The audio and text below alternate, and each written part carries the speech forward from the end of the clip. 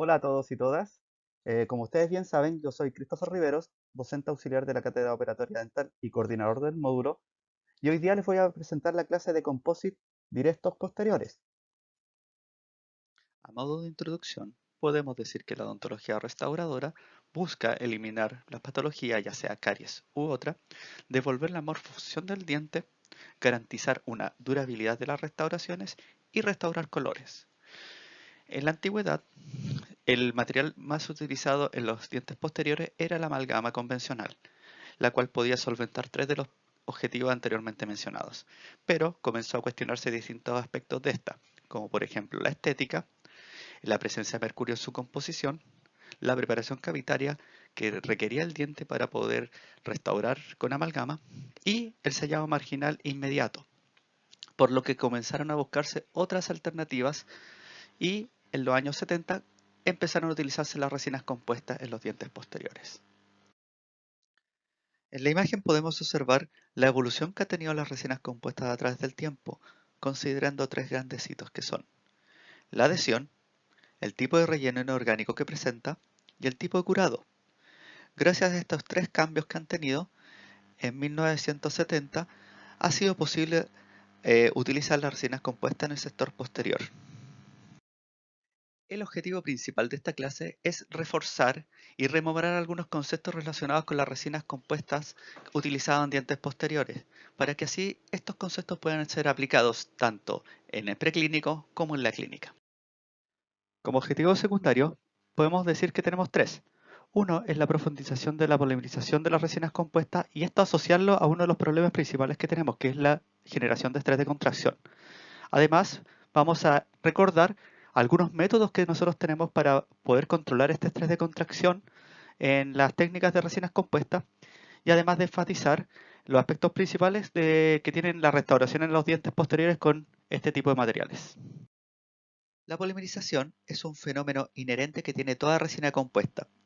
Este fenómeno permite el desarrollo de propiedades mecánicas óptimas, ya que al juntar monómeros y formar cadenas poliméricas, estas son más resistentes a las fuerzas mecánicas. Además, la polimerización siempre implica una contracción de la resina compuesta. Si esta contracción es mal manejada, puede producir estrés de contracción. Producto de este estrés se pueden generar dos grandes puntos que son la creación de una interfaz diente-restauración o la flexión de las cúspides. Y esta, a mediano o corto plazo, produce dolor postoperatorio.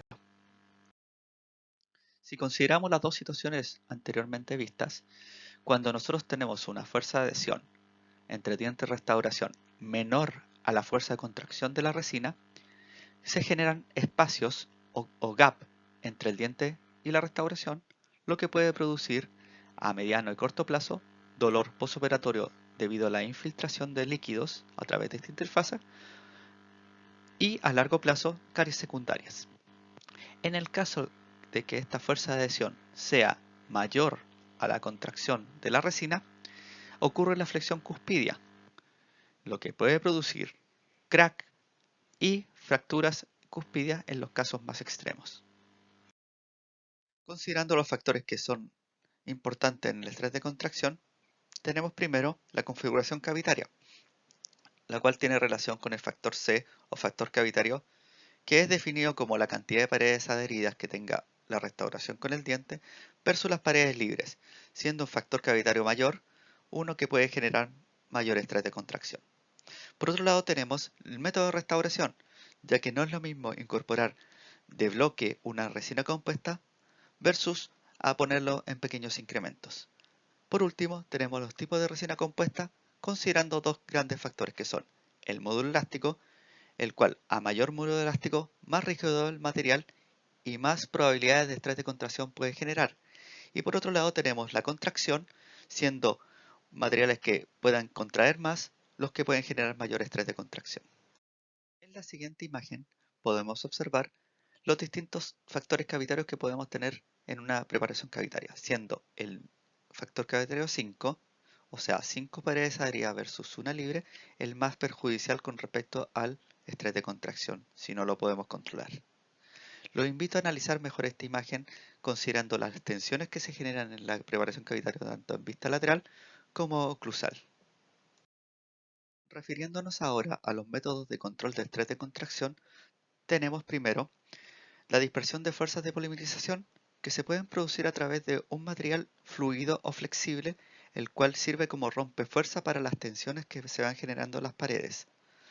Por otro lado, tenemos dirigir los factores de polimerización a través de una polarización direccional. Esto quiere decir que la fuente de luz no venga solamente de un ángulo, sino que de distintos ángulos, ojalá relacionados con una pared. Esto no se genera mucho en el sector posterior, por lo que no voy a entrar en mayor detalle.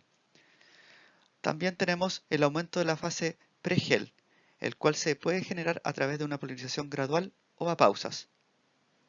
Y por último, tenemos la disminución de la contracción de polimerización a través de distintos métodos, como son el uso de materiales sustitutivos, una técnica incremental y obviamente el uso de resinas compuestas con baja contracción de polimerización. Ahondando un poco más con respecto a la fotopolimerización gradual, más pausas, como dije anteriormente, esta aumenta la fase pregel. En esta fase, los monómeros comienzan a juntarse para formar polímeros, pero lo realizan en una matriz que es fluida. Posteriormente a esta fase pregel viene la fase postgel, en la cual también comienza esta tendencia a unión entre monómeros, pero lo realizan en una matriz rígida, la cual genera tensiones, produciendo estrés. En los composites o resinas compuestas, la fase pregel es muy corta, por lo que se generan muchas tensiones al polimerizar, ya que tiene una fase postgel mayor. Existen distintos métodos de polimerización, los cuales reducen el estrés de contracción, o podrían reducirlo, los cuales son la técnica escalonada, la técnica en rampa y la intermitente. Cabe destacar que las técnicas de fotopolimerización de este tipo también influyen en las propiedades físicas y mecánicas del composite, ya que al generar que esta matriz sea más fluida y permitir que estos monómeros se tiendan a unir de mejor manera, genera que las cadenas de poliméricas sean más largas, lo cual hace más estable la resina y más resistente. Con respecto al núcleo de material sustitutivo, tenemos que están usados para disminuir el volumen de resina compuesta, teniendo la lógica que mientras más resina, más se contrae. Entonces, si reducimos esa cantidad de resina, va a contraer menos y vamos a tener menos tendencia a tener estrés de contracción. Entonces se busca tener un material de base que le quite espacio a la resina compuesta sin interferir obviamente las propiedades mecánicas y físicas ni estéticas. Y así esta tenga una menor contracción al ser de menor volumen. Un ejemplo de esto es el uso de ionómeros vítreos o de resinas de baja contracción también, o resinas que ya estén prepolimerizadas, como lo vamos a ver posteriormente. Entonces ahí tenemos una imagen donde tenemos un ionómero de base que es muy pequeño y una resina compuesta un poquito más grande. En este caso, si nosotros aumentamos el tamaño del ionómero, bajamos el tamaño de la resina, por lo que produciríamos una menor contracción y un posible menor estrés de contracción. En el siguiente caso clínico podemos observar un diente siendo restaurado con una resina compuesta. Lo más notorio en este caso es esta zona que está más opaca versus esta zona más brillante. Esta zona opaca es la técnica que se llama perla prepolimerizada de resina, en la cual nosotros antes de restaurar tomamos un poco de resina, lo polimerizamos extraoralmente y posteriormente empezamos a rellenar la preparación cavitaria con una resina fluida y antes de polimerizarla incorporamos esta perlita prepolimerizada. Esto nos sirve para compensar un poco la polimerización, o sea, es una técnica de material sustitutivo. Acá podemos ver ya, una vez ya polimerizada la otra resina, y esto es antes del acabado de pulido, obviamente. Uno de los métodos más utilizados en el control del estrés de contracción es la modalidad de colocación del composite. Dentro de estos casos, el más favorable es el inferior, donde tenemos incrementos oblicuos con un grosor no mayor a 2 milímetros, en el cual ojalá no contacten más de dos paredes a la vez. Entonces primero si incorporamos un incremento, se polimeriza, se incorpora un segundo incremento, también se polimeriza y así sucesivamente hasta llegar a la parte superficial.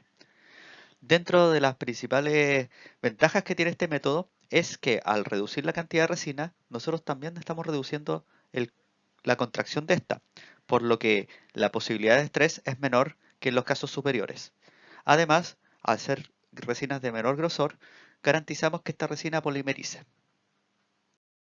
Aquí podemos observar un hábito oclusal de un molar en el cual la modalidad de colocación de composite está referido a la restauración de cúspides. O sea, la idea es restaurar primero una cúspide, polimerizarla, posteriormente restaurar otra y así sucesivamente.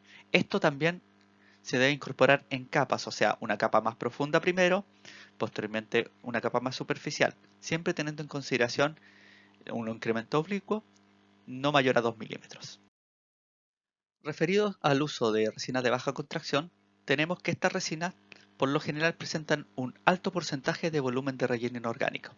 ¿Cuál es la gracia de esto? Que mientras más relleno inorgánico que es inerte a la polimerización en sí, menos cantidad de monómeros hay, por lo que puede producir menos contracción y menos estrés de contracción.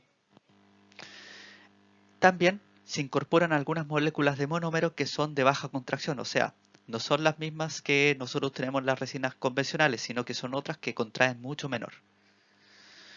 Ejemplos de este tipo de resinas son las resinas de tipo full filk y las resinas a base de un compuesto que se llama silurano.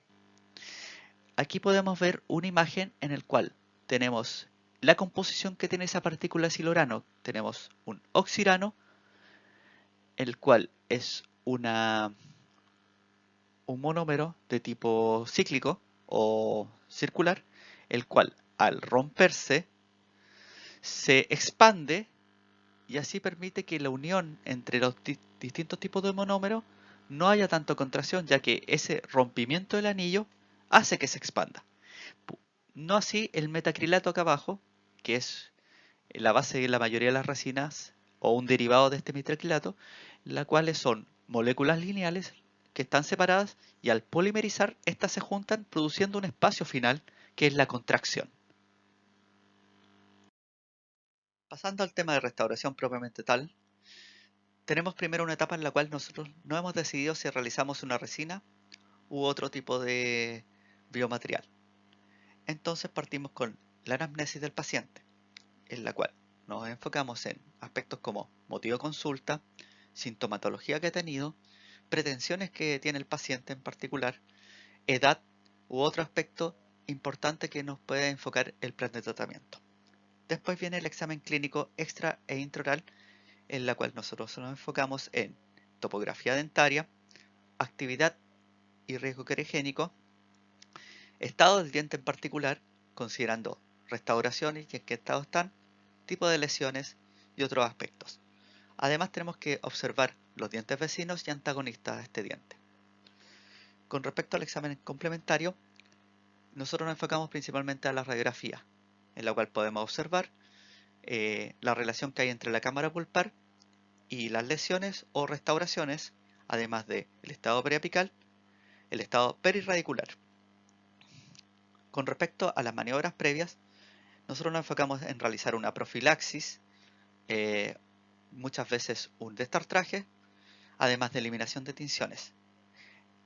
En el caso que nosotros queramos realizar una resina compuesta, tenemos que en esta etapa tomar color.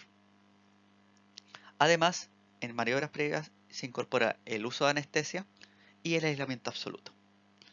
Posteriormente a esta etapa inicial, tenemos una etapa ya de intervención, en la cual nosotros tenemos que realizar la apertura que tiene el objetivo de poder observar de mejor manera la lesión y poder intervenirla. No siempre se realiza ya que hay lesiones que ya están abiertas. Después viene la eliminación de la caries y o de la restauración defectuosa.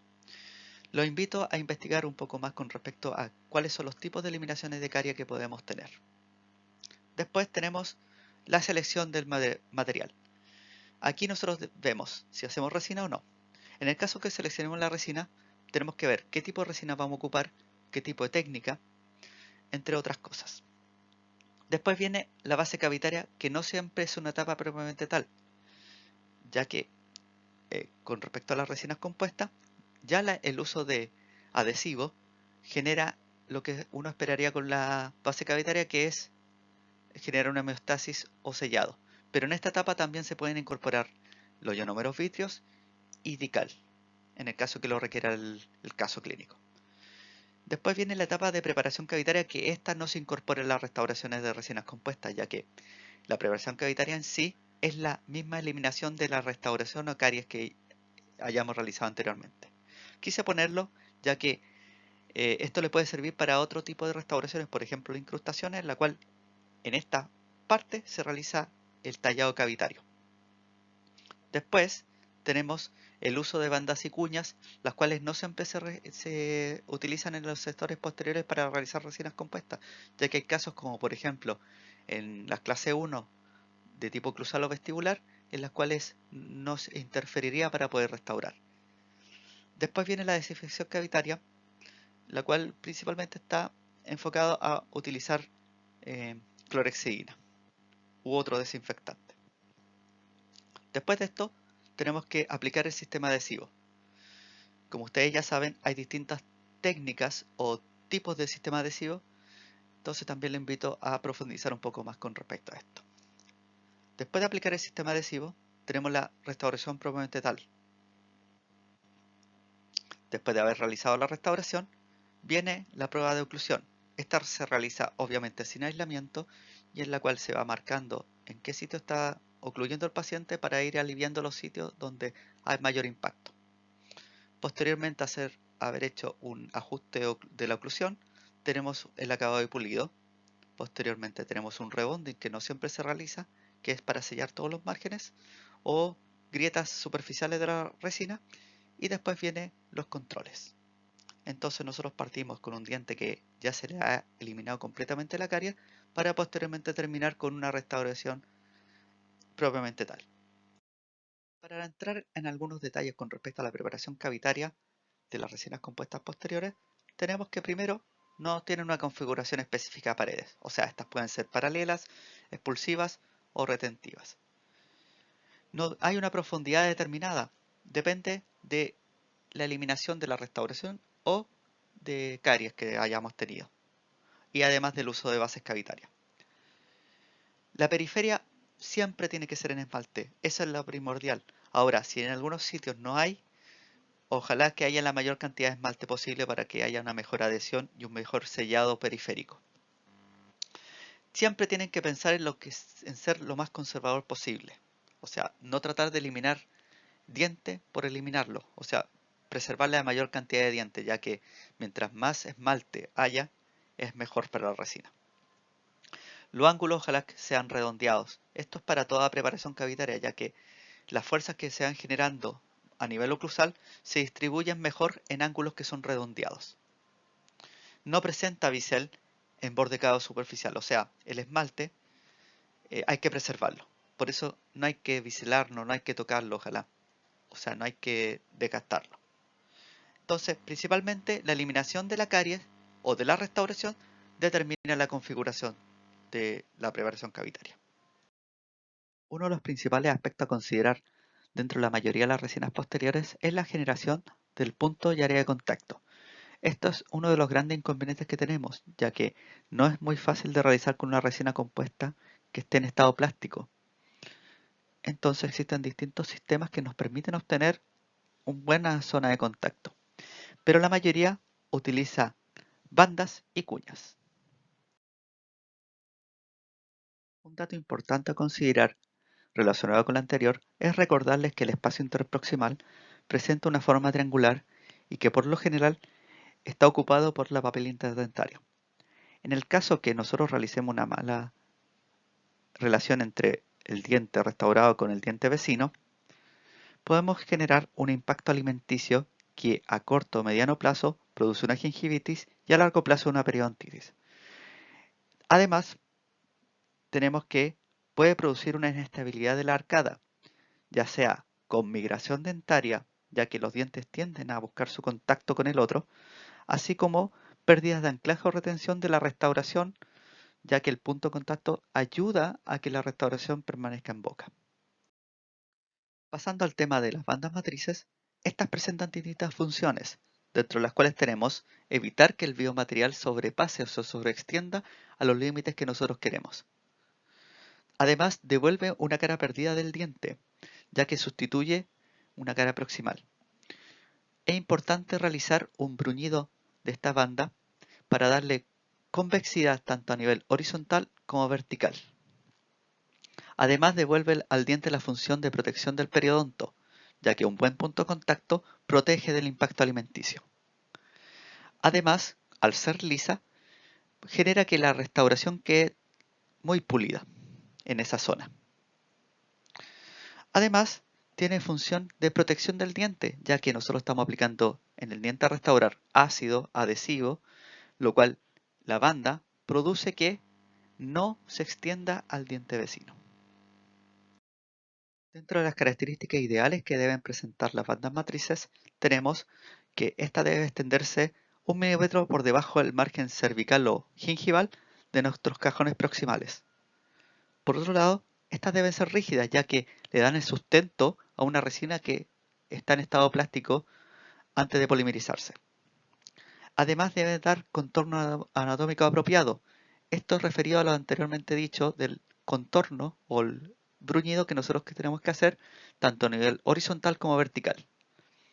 Además, debe ser de fácil adaptación, fijación, aplicación y remoción, considerando que nosotros no en todas las etapas de la restauración con resinas tenemos que tener la banda matriz puesta en el diente. Además, esta debe garantizar la suficiente altura para que la resina u otro material que sea incorporado no sobrepase esta, ya que el tamaño ideal va entre 1 o 2 milímetros sobre el borde oclusal de la preparación. Además, debe presentar superficie lisa para así generar un pulido proximal y un espesor delgado, no más de 0,05 milímetros.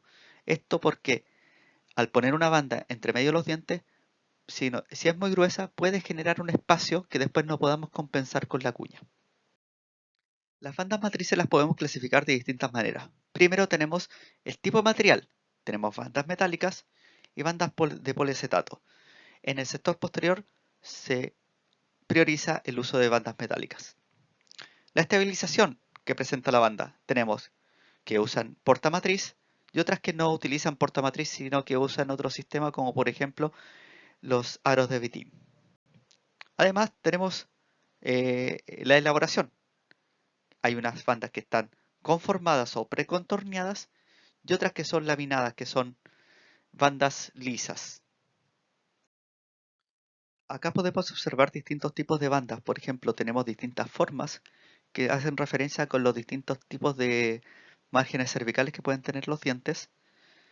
Hay otras bandas que son precontorneadas y son pequeñas o grandes dependiendo del diente que vamos a restaurar. Y estas que son laminadas, que son lisas y no tienen ninguna forma específica.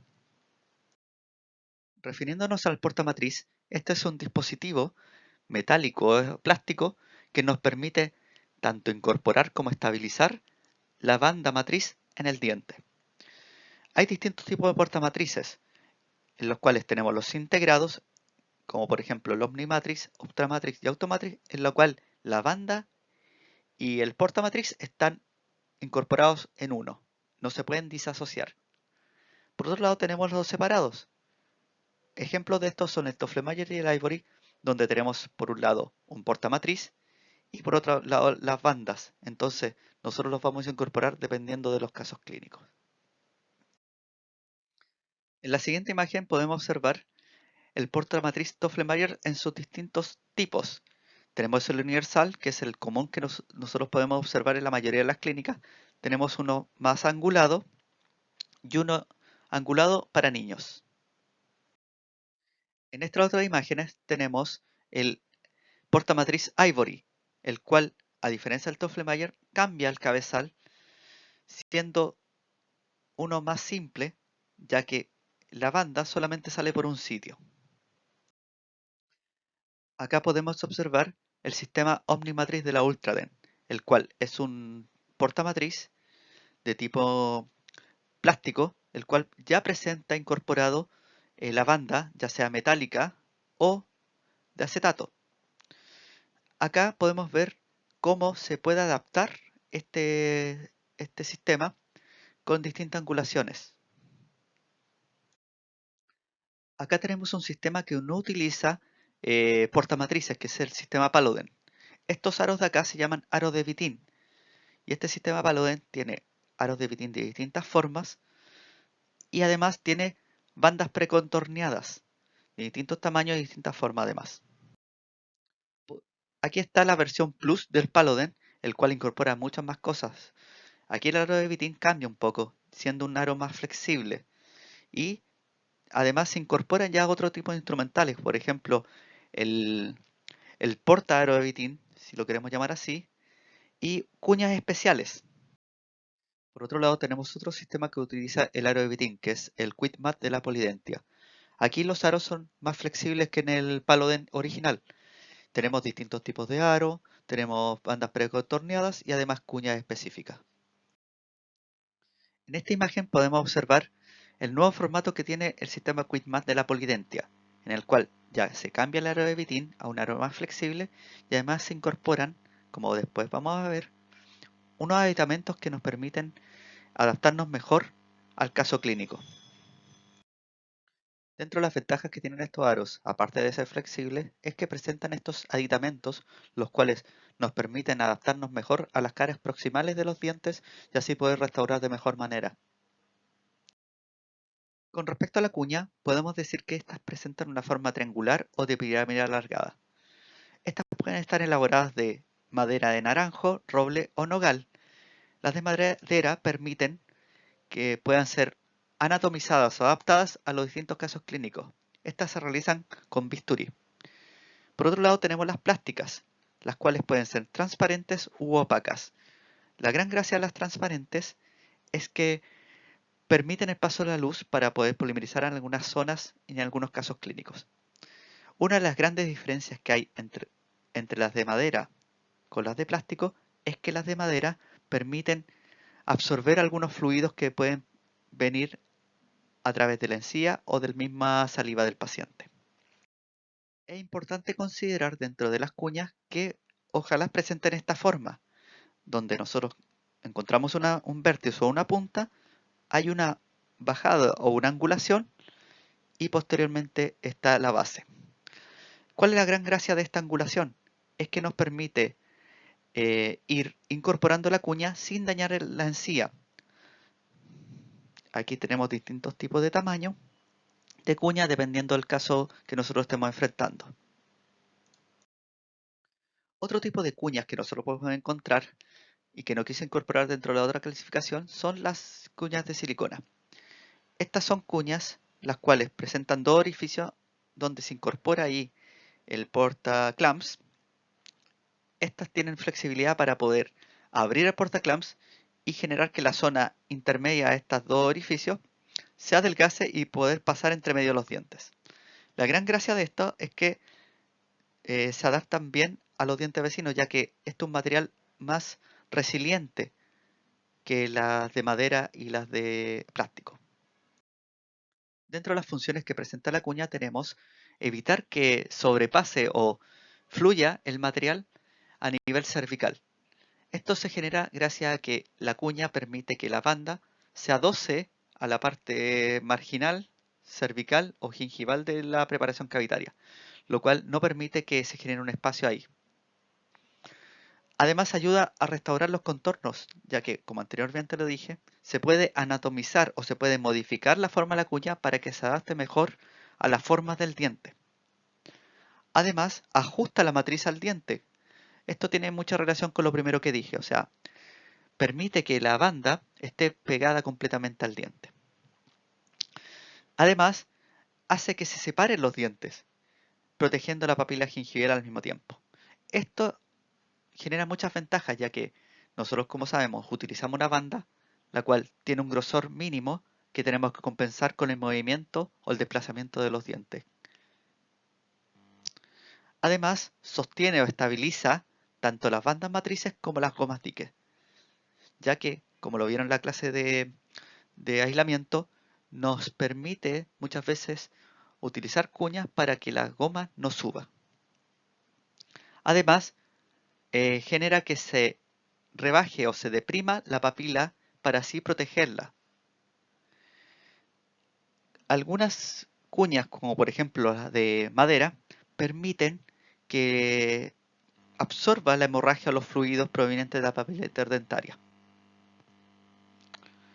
Y una de las cosas más importantes, estabiliza todo el binomio de matriz porta-matriz, para que así no se mueva durante nosotros estemos realizando la restauración propiamente tal.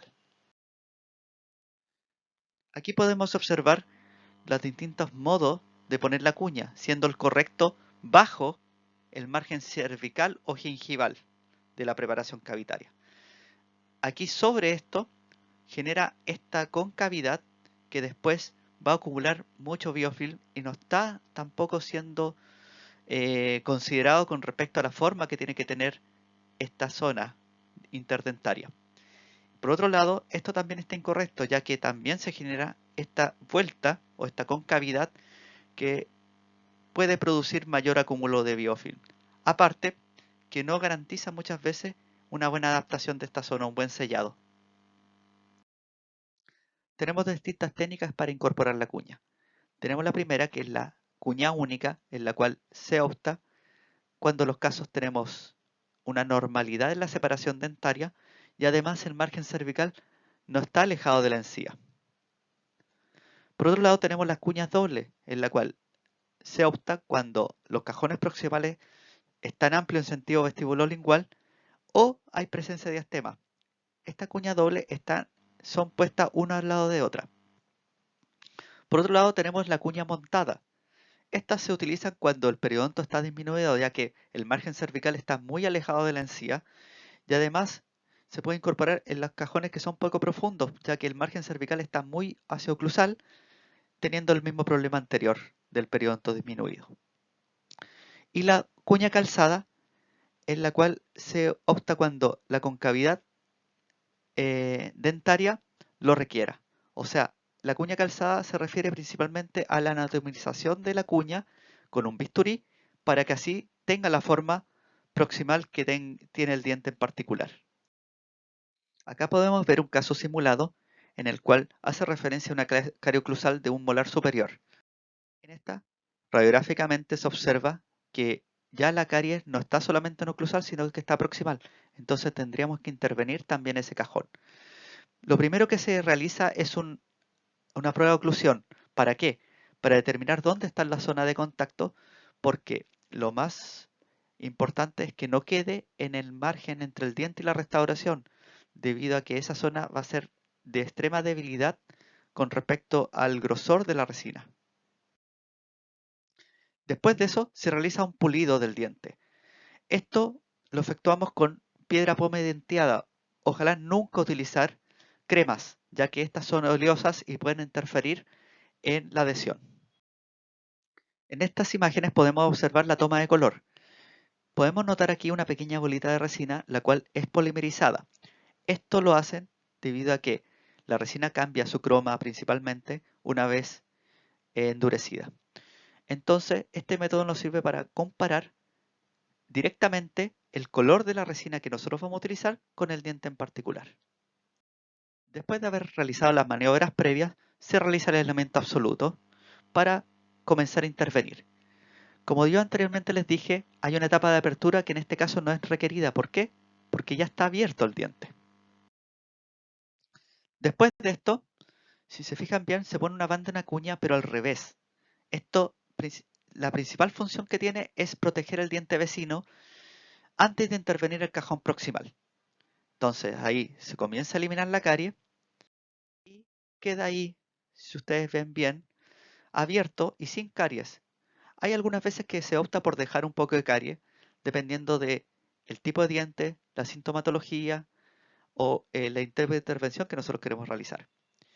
En este caso se dejó también un puente, que es el rodete marginal, que posteriormente se va a eliminar, para así favorecer la visión y la incorporación de la resina en este sector.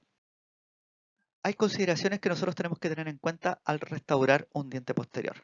Primero, que la profundidad cavitaria nos va a llevar a determinar si nosotros utilizamos bases cavitarias, ya sea ionómeros idical o ionómeros solamente, o si no, que podemos generar la hemostasia solamente con el sistema adhesivo.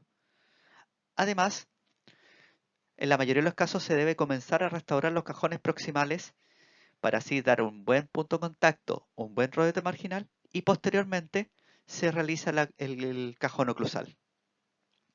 Además, considerar en la mayoría de los casos un incrementos oblicuos de no más de 2 milímetros, debido a que uno de los factores importantes con respecto a la contracción es la cantidad de resina, como anteriormente lo dijimos. Entonces, mientras menores grosores tenemos, mayor probabilidad tenemos de compensar el estrés de contracción. Además, que garantizamos que esa resina sea polimerizada por la fuente de luz.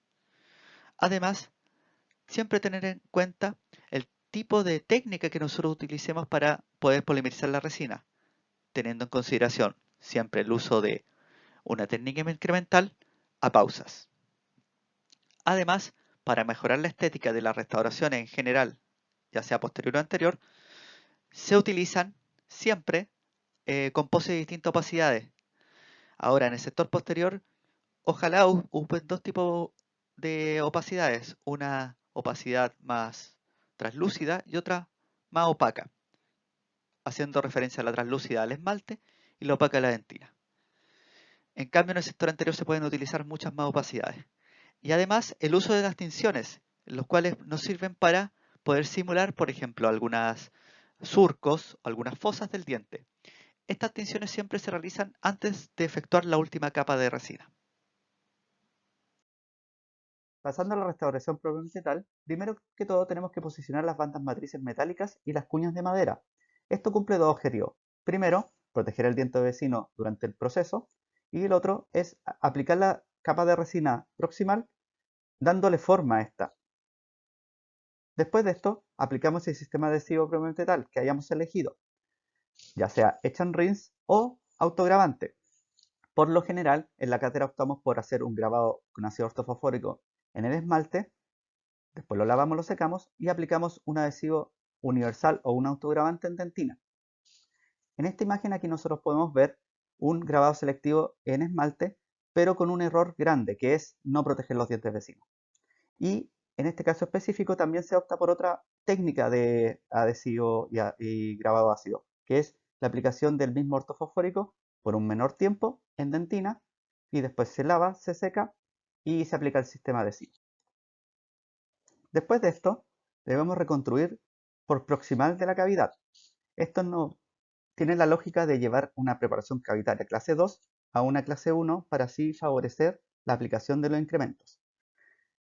Por lo general, nosotros vamos a reconstruir primero la pared proximal que nos falta y vamos a incorporar la resina en incrementos oblicuos para así rellenar completamente esa pared, o ese cajón, mejor dicho. Después de esto, de haber restaurado completamente la parte proximal, sin restaurar la parte oclusal todavía, removemos la matriz dejando las cuñas. Ahora hay que tener conciencia de que al remover la matriz debemos tener, ojalá, muy bien definido la parte externa del rodete marginal, ya restaurado y anatómicamente lo más correcto posible. Ahora, ¿por qué se deja la cuña? Esto debido a que la cuña en sí también en todo proceso va a cumplir esa tarea de hemostasia que tiene, además de no permitir que la goma suba.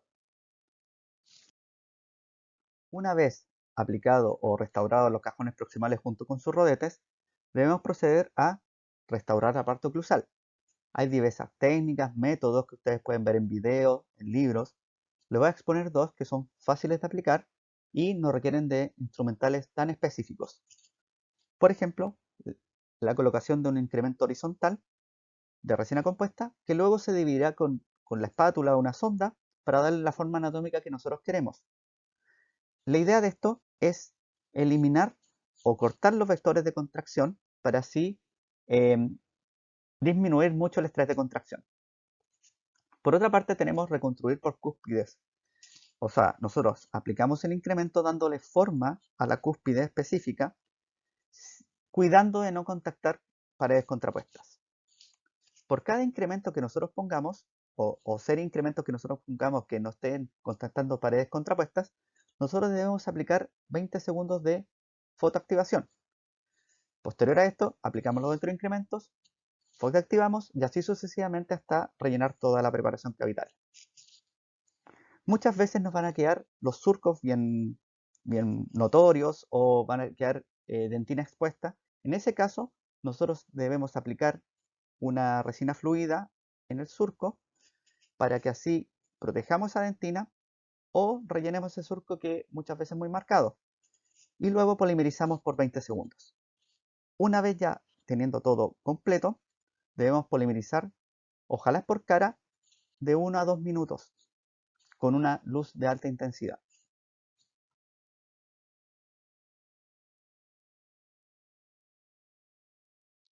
Ejemplificando mejor lo anteriormente expuesto, tenemos el uso ya de las bandas y las cuñas con un sistema de aro de vitín, así que incorporado.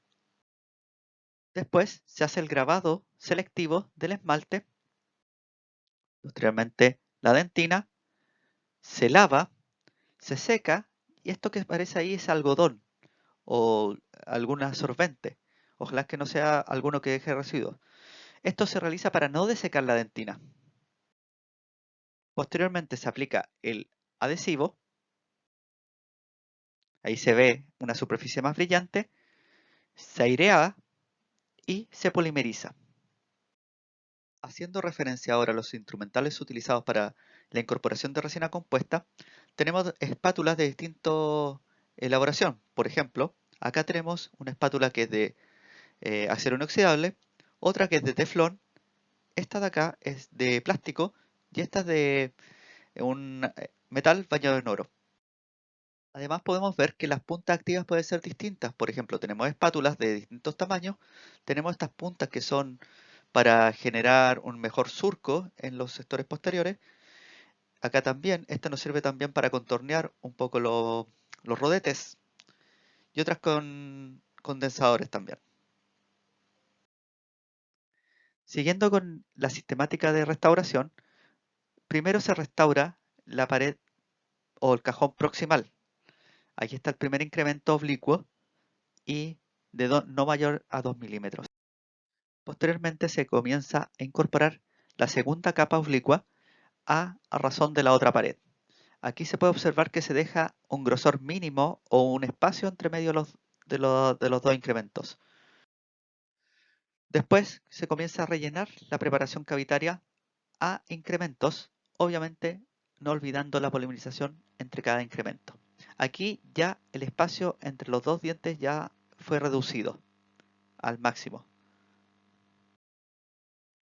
Después de ello, se realiza el rodete marginal con ayuda de la banda puesta. Aquí se está observando el uso de un pincel para darle una mejor textura a esa zona. ¿Ya? Ahí está el rodete un poquito más formado. Y si se fijan bien, esa clase 2 se transformó en una clase 1 para poder facilitar la restauración. Ahí se logra ver la banda que ojalá sea un poquito más arriba del margen del rodete marginal. ¿Ya? 1 milímetro más arriba por lo menos. Y se polimeriza. Posteriormente a polimerizado el rodete marginal, se sacan las bandas, las cuñas y el aro de vitín. En este caso se saca la cuña debido a que hay una estabilidad muy buena con respecto a la goma y además no hay fluidos, no se observa fluido. Comienza a la restauración de la cara oclusal. Aquí, como ven bien, se da inmediatamente la forma que tiene que tener las cúspides, la vertiente interna de las cúspides y las zonas proximales. Ya desde los primeros incrementos comienza a darse la anatomía oclusal. Después se comienza a incorporar ya una resina quizá un poquito más translúcida y para empezar a darle una mejor anatomía. Una vez incorporados los últimos incrementos, se polimeriza de 1 a 2 minutos completamente la restauración. Una vez incorporada la última capa de resina compuesta, pasamos a la fase de acabado de pulido. Antes de esta debemos sacar el aislamiento y hacer un control de la oclusión. Los objetivos de esta etapa son disminuir la acumulación que hay en la superficie de biofilm dental. Esto se debe a que ya se dejan superficies lisas y sin porosidades. Además, se mejora la tolerancia de los tejidos gingivales, ya que al no haber biofilm, estos pueden sanar de mejor manera. También se obtiene una apariencia similar entre la resina y el diente. Esto se debe al comportamiento que tiene la luz con respecto a superficies lisas versus superficies rugosas. Por otro lado, también se disminuye el índice de tinción, ya que al no ser una superficie rugosa o no haber grietas, las tinciones no pueden ser incorporadas sobre esta. Por otro lado, también se mejora el comportamiento frente al desgaste, ya que las grietas pueden producir que éstas se propaguen y se puedan desprender trozos de resina. La idea siempre es ir de un grano más grueso a un grano más fino, donde el grano más grueso tiene una acción más de corte y el grano más fino de pulido. Cabe destacar que mientras más fino es el grano, mayor calor friccional hay. Una premisa importante antes de realizar esta fase es que siempre se debe dejar la resina compuesta lo más parecida al diente posible, siendo en textura como en forma. Antes de realizar esta fase debemos ver la integridad de la restauración, ya que una vez pulida es un poco más complejo de incorporar nuevos incrementos de resina para darle forma al diente. Además, tenemos que ver la estética general de la restauración, ya que antes de esta fase también podemos hacer maniobras o procedimientos que pueden favorecer la estética final de la restauración. Además, como dije anteriormente, se debe tener el diente sin aislamiento y sin elementos de manejo de tejido. Y, también repetido, se debe chequear la oclusión. Acá les presento uno de los sistemas más conocidos para cabo pulido, que son los Soflex de la 3M, donde tenemos discos, estas ruedas que son los spiral wheels y winchas para pulir. Este sistema está en base a óxido de aluminio, en los cuales en los discos más oscuros tenemos un óxido de aluminio de mayor grosor y en los discos más claros un grosor menor para el pulido final. Otro sistema que está más implicado en el sector posterior es el Gifi de la Ultraden. Acá nos presentan unas escobillas de silicona impregnadas con carburo de silicio, además de copas o puntas siliconadas. Estas copas o puntas tienen la lógica de ir de un grano más grueso, que también tiene carburo de silicio, a un grano medio fino, que son de óxido de aluminio, a un grano mucho más fino, que es el de diamante. Por otro lado, tenemos un sistema muy parecido al anterior, que es el Astropol de la Ivoclar Vivadent, en donde también presentamos puntas o copas siliconadas, en las cuales tienen la misma temática de tener un grano grueso, que son de óxido de aluminio, posteriormente pasamos a un óxido de titanio, y finalmente un polvo de diamante. Al igual que el sistema anterior, Ivoclar también nos presenta escobillas con punta siliconada con óxidos de carburo de silicio. Estas se denominan Astrobrush. Uno de los complementos importantes a considerar para el pulido final es el uso de pastas para pulir. Acá tenemos dos ejemplos donde tenemos uno a base de polvo de diamante, el cual se llama Diamond Polish de la Ultraden, que tiene la ventaja de tener dos tipos de gránulos distintos. Y por otro lado tenemos el de la Dentsply, que es el Prismagloss, el cual es a base de óxido de aluminio. Continuando con el caso simulado, acá ya tenemos el diente restaurado, se eliminó el aislamiento y se está haciendo el chequeo de la oclusión. Posterior a esto, se está utilizando un soflex de grano grueso para darle contornos proximales, pero es importante mencionar que los soflex muy pocas veces son considerados en el sector posterior. En esta imagen podemos ver la forma correcta de cómo pasamos las winchas para pulir. Estas se pasan en forma de S, ya que si la pasamos en forma de C, podríamos eliminar la zona de contacto. En esta imagen se está viendo cómo se pule la zona vestibular, y para pulir la zona palatina deberíamos poner la wincha adosada a esta zona y esta zona de la wincha perpendicular hacia afuera. En la otra imagen podemos ya ver el sistema de pulido que están utilizando, que es con punta de silicona impregnada con óxidos, siendo el carburo de silicio primero, óxido de aluminio y posteriormente el polvo de diamante. Aquí está la secuencia completa, siendo esto por lo general el óxido de aluminio y aquí el polvo de diamante. Después pasamos las escobillas con puntas siliconadas para darle un pulido final. Acá también podemos aplicar las pastas para pulir. Y finalmente tenemos la restauración completamente pulida. Algunos de los problemas que nosotros podemos tener al realizar un mal acabado de pulido son problemas con la percepción de la anatomía primaria, ya que al dejar una superficie rugosa en una resina, esta se comporta de manera muy distinta a un diente con respecto a la luz.